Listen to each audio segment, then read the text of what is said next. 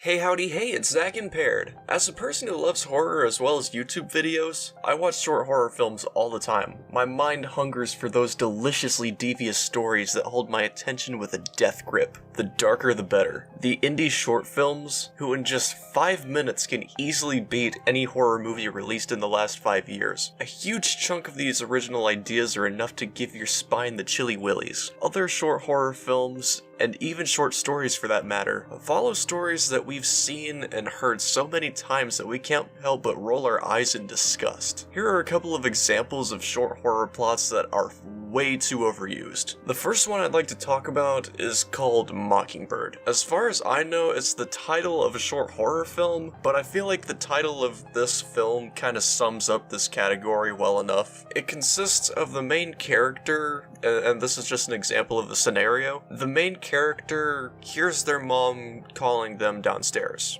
asking for help. And without hesitation, the main character decides to go down there to help her. But as she's on her way downstairs, her mother, who's upstairs, says, "Don't go down there, I heard it too." Another take on this story would be a father hearing his baby's mother sing to the baby through the baby monitor. A few moments later, the mom comes home after being at the grocery store. And probably the most famous, and the one that a lot of you are familiar with, which in my opinion is probably one of the best short horror films I've ever watched. It's called Bedfellows, and it's what I call like the best alternative to this story. So what's going on is the main character is in bed with her boyfriend, and she closes her book and she's about to lay down. She turns off the lights on her side of the bed and she lays down, and then she gets a phone call from her boyfriend saying like, "I'm sorry, I'm gonna be late." And then it hits her. Who is in the bed? And then we actually catch a little glimpse of who's actually in the bed as she's slowly reaching over to pull the covers back. And the jump scare at the end doesn't cheapen it either, because that jump scare at the end is what really ties it together, and it leaves you wondering what this monster might actually do. Not to mention, it's staring at you the entire time, and it's like looking into your very soul. Another overused horror plot that I'm gonna call There's Something in My Room. Now, if you got social media, you've probably seen this story in comic book form or short horror film or whatever. So basically what it is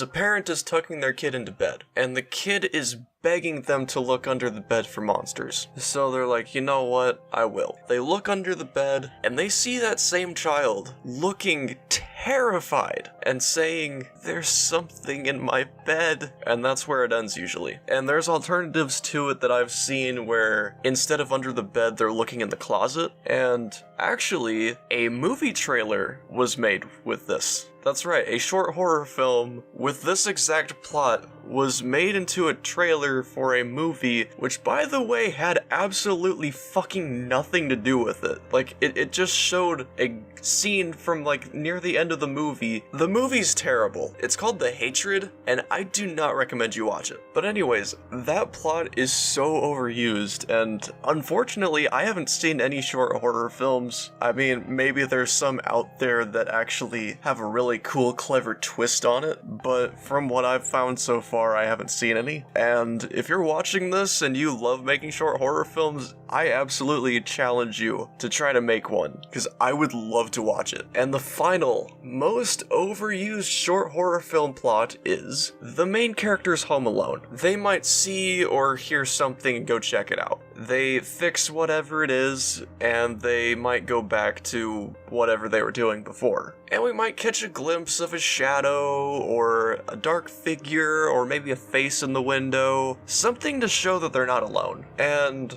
then something else happens. Maybe it's the same thing, maybe it's just something that's really freaking weird. Who knows? And eventually, the monster shows its face, it does whatever it does to torment the main character, and it ends in what feels like a cheap jump scare. And I mean, they might do some clever twists here and there, but all in all, it's the same thing And that's like what every other short horror film that I've seen is. What I'm thinking is it might have branched off from this short horror film contest from Bloody Cuts a couple years ago that was called the Who's There contest, where basically you make I think it's a 4-minute short horror film where the basis of it is who's there, and I feel like that's where all this came from. But any short horror film that dares to stray from basic plot lines and dares to go above and beyond to keep things interesting, I applaud you. For every bad short horror film there exists one that is incredible and over the top freaking amazing. With high budgets, low budgets,